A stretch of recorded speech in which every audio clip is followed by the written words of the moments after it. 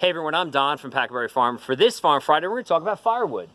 Now I've got plenty of wood up here, and it looks like plenty, but I have a lot more up in the woods, down in a future pasture, and the only trees that we take are going to be the ones that are either jeopardizing something that's existing, it's standing dead, or is completely dying, or is in the way of a project or something like that. So we're adding a pasture down low where the ponies are, and we'll also allow the alpacas in there. We want to clear the fence line so we can drive around the outside and make maintenance a little easier.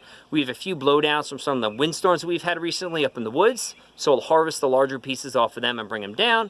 And we also took down some dead trees that were jeopardizing one of our buildings up on the other side near the boys. When we're looking at our wood, wood could be used probably 3 or 4 different ways. Of course, we could use the firewood, but we also want to look at it as alternative uses.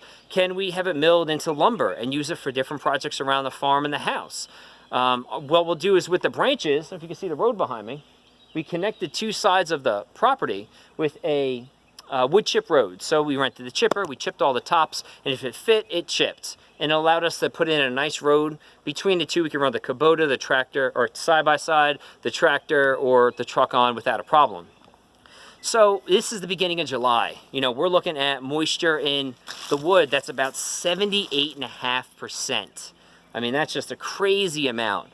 But what we're gonna do is see if we can speed up this process by using something that I had a lot of problems with humidity with before, our greenhouse. Now our greenhouse is 12 feet wide, it's 28 feet deep, it's a bubble house. There's 2 layers of plastic and it has an inflation fan up in the back. And we've used it to propagate seedlings. This year and last year, we did not propagate seedlings in here because we have a cage in the basement. We just do that to keep, you know, animals and hands off of it. So we have lights, a heated mat, and that's what we can control the environment to start our seedlings in. We could do 1,600 seedlings in a 6 foot by 2 foot area that's 6 foot tall. So that left our greenhouse with just growing in for the rest of the year. So what we did was we said, well, let's put in a bed. And it was just too dry. Keeping humidity in here with a small amount of soil, I was just spraying the entire house down with water to keep the humidity in. Now, I don't need to use this because we have a regular garden and we're gonna make it a summer garden because we didn't plant it for this spring. But we're gonna use this to do firewood. Now I loaded a little bit of firewood in here yesterday, but it's already more humid in here now than it was yesterday. You can see that, or you can't see, I can feel that this is starting to dry. Now it's 83 degrees outside. I'm gonna step back outside, it's a little too warm. It's 83 degrees outside, and even though it's partly cloudy, the greenhouse is 105. So, I mean, it is just uncomfortable after a while.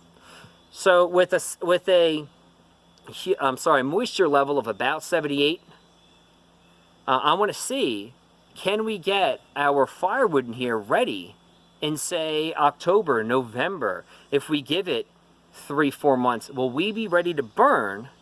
And will we be ready to have, you know, fire for our wood stove and our fireplace in that short amount of time? Seeing how this was alive and green in mid-June.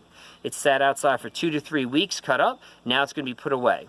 What I have is I have 2 piles of firewood. I have one over here, and I'm going to move that to another location. I have some of the stuff we pulled out of the greenhouse in a hurry so that we could put all this up. And we have another one in here over in front of that blue box fan, if you can see it.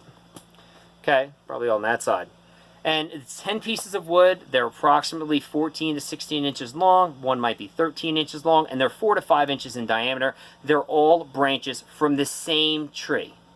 So they were cut and stacked. We'll have some inside, we'll have some outside. And what we're going to do is every single month, at the end of the month, we'll split another one open and we'll get a new reading on it and see, can we dry firewood in a greenhouse? It'd be really cool if I can grow firewood in summer in a greenhouse. I know it's not growing, but you get the point. Thank you for joining me for this Farm Friday. I hope you have a wonderful weekend.